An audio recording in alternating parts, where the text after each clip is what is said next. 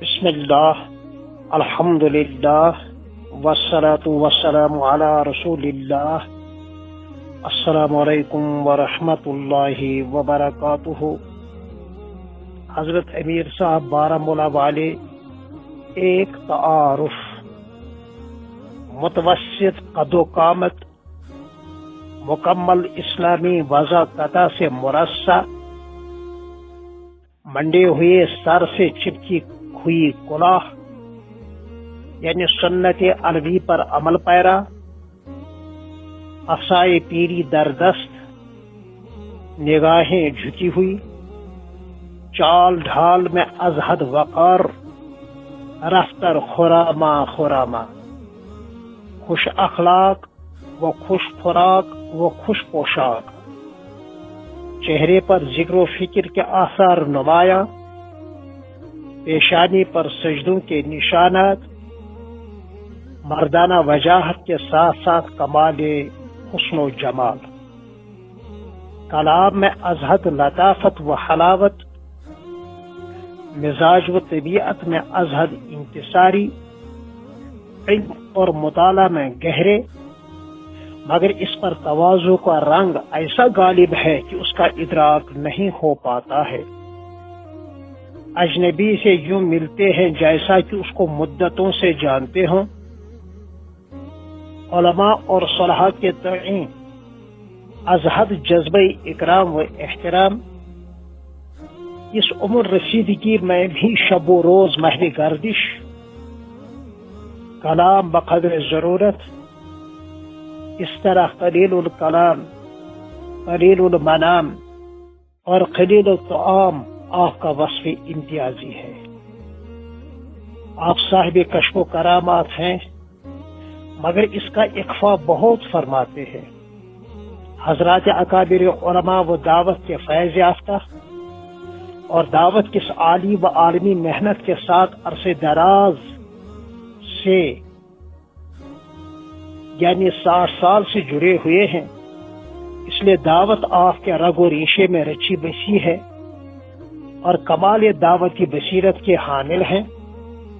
اگر آپ چاہتے تو کروڑوں میں کھیلتے، مگر آپ نے ہر اعتبار سے دنیا پر عقبا کو، ذات پر دعوت کو، راحت پر تکلیف کو، رخصت پر عزیمت کو، کلام پر سکوت کو، انتقام پر عفو کو، ایذا رسانی پر درگزر کو، تلخ نوائی پر خوش گفتاری کو، غیبت پر خوش فہمی کو، اور ہر حال میں انتہائی ناگفتہ کے حالات میں بھی صبر و شکر کو ترجیح دی ہے۔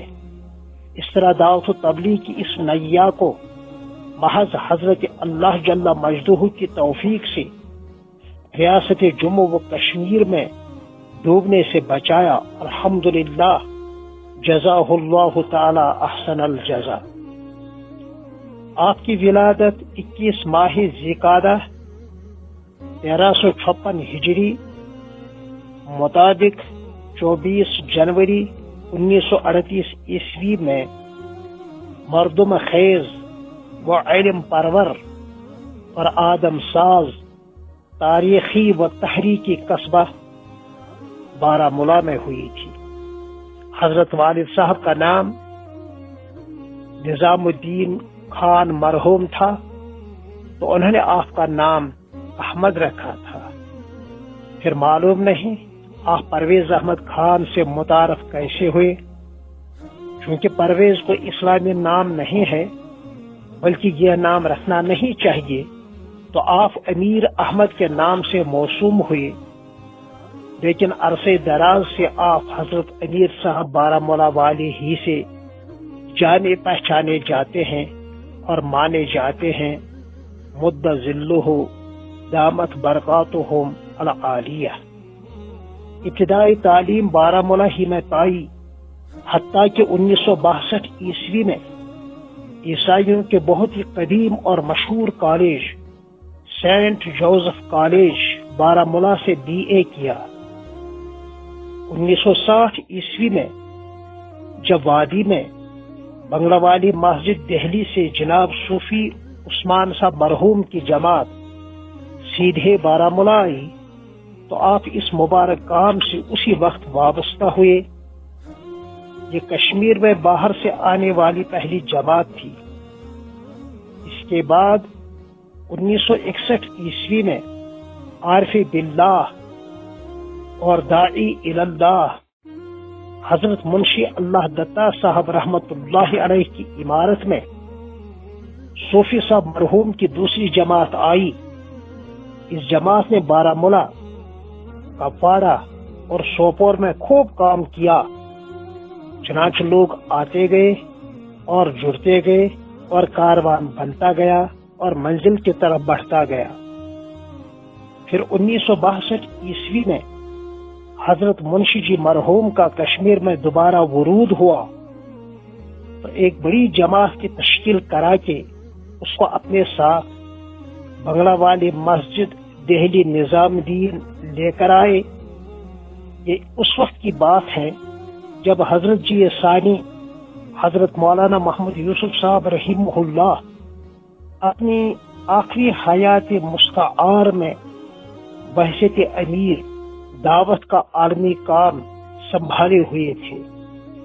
بنگلہ والی مسجد پہنچ کر اس جماعت کو 2 حصوں میں تقسیم کر دیا گیا۔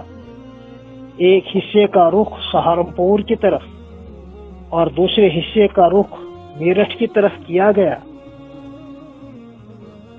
مگر حضرت امیر صاحب پر حضرت جی ثانی کی شاہی نظر پڑی تو انہوں نے آپ کو اپنے ہمراہ رکھا اور اسی دوران سفر میوات میں آپ کو اپنے ساتھ لے گئے۔ اس جماعت میں یہ حضرات سفر میوات میں ساتھ تھے۔ نمبر 1 حضرت جی ثانی مولانا محمد یوسف صاحب کاہلوی رحمت اللہ علیہ، آپ کے فرزند ارجمند حضرت مولانا محمد ہارون صاحب رحمت اللہ علیہ، جو حضرت مولانا محمد سعد صاحب مقیم بنگلہ والی مسجد کے والد بزرگوار ہیں۔ نمبر 3 حضرت جی ثالث حضرت مولانا انعام الحسن صاحب کاندھلوی رحمہ اللہ۔ نمبر 4 حضرت مولانا عبدالحق صاحب۔ نمبر 5 حضرت مولانا عبد الرحیم صاحب میواتی اور حضرت مولانا مفتی بشیر صاحب رحمت اللہ علیہم اجمعین۔ الغرض ان اکابر کے ساتھ آپ کی ہم نشینی رہی اور دعوتی اسفار رہے۔ حضرت مولانا محمد یوسف صاحب کے انتقال یعنی 1966 میں انتقال تک آپ کی ملاقات اور خط و کتابت ہوتی رہی۔ حضرت جی کے انتقال کے بعد شیخ العرب والعجم شیخ الحدیث حضرت مولانا محمد زکریا صاحب مہاجر مدنی رحمہ اللہ کی طرف رجوع فرمایا۔ سلسلے بیت میں جو جڑے تو خانقاہ سہارنپور میں بکثرت حاضر ہوتے رہتے تھے۔ حضرت جی ثالث حضرت مولانا محمد انعام الحسن صاحب رحمہ اللہ کا 30 سالہ دور آپ نے دیکھا، اور اس وقت کے تمام دیگر اکابر مثلا حضرت مولانا محمد عمر صاحب پالن پوری، حضرت مولانا زبیر الحسن صاحب کاندھلوی، حضرت منشی محراب صاحب میواتی، حضرت مولانا اظہار الحسن صاحب کاندھلوی اور حضرت مولانا محمد یعقوب صاحب رحمت اللہ علیہ۔ یہ حضرت مولانا محمد یعقوب صاحب حضرت مولانا سعد صاحب کے استاد بھی ہیں، اور مولانا سعد صاحب کے والد بزرگوار حضرت مولانا ہارون صاحب کے بھی استاد ہیں۔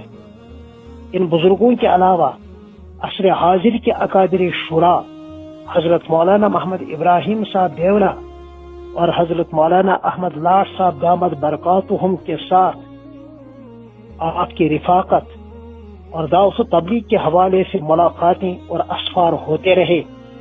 اس طرح آپ کی فطرت سلیمہ میں وہ صلاحیتیں حضرت اللہ جل مجدہ کی طرف سے ودیت کی گئیں جن کا مختصر تذکرہ شروع میں کر چکا ہوں۔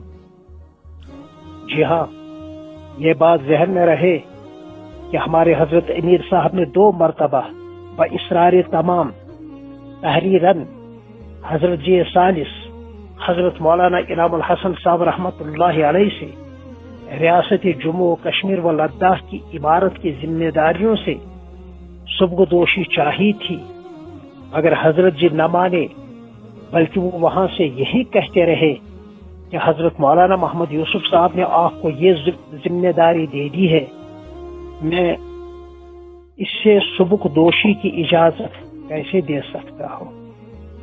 بقول امیر مینائی، کھنجر چلے کسی پر تڑپتے ہیں ہم امیر، سارے جہاں کا درد ہمارے جگر میں ہے۔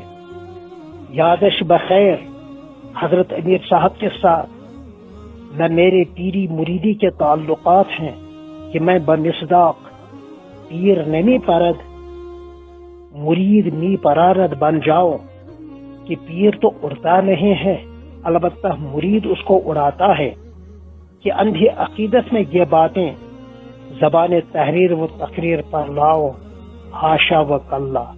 ہاں، حسن عقیدت ہے جو واقعات پر مبنی ہے، چنانچہ بارہا دل نے چاہا کہ حضرت سے بیعت کرو، ایک مرتبہ لجاجت ساتھ عرض بھی کیا تو معذرت فرمائی۔ نہ حضرت امیر صاحب کے ساتھ کوئی خاندانی رشتہ داری ہے کہ اپنوں کی تعریف کر بیٹھوں کے مصداق بن جاؤ، اور نہ ہمسائیگی ہے کیونکہ آپ بارہمولہ کے ہیں اور حقیر فقیر باری پورہ کا ہے۔ یہ الگ بات ہے کہ دونوں لفظوں کے شروع میں با ہے جو بہت اچھی اور بڑا اچھا مفہوم پر دلالت کرتا ہے۔ بس یہ رشتے عقیدت و محبت، دعوت و تبلیغ اور آپ کی للہیت، آپ کی قربانیوں اور ہمارے قابل فخر اکابر کے یہاں فیض یافتہ ہونے کی وجہ سے ہے۔ الہی عاقبت محمود گردان۔ والسلام علیکم ورحمۃ اللہ وبرکاتہ۔ بسم اللہ۔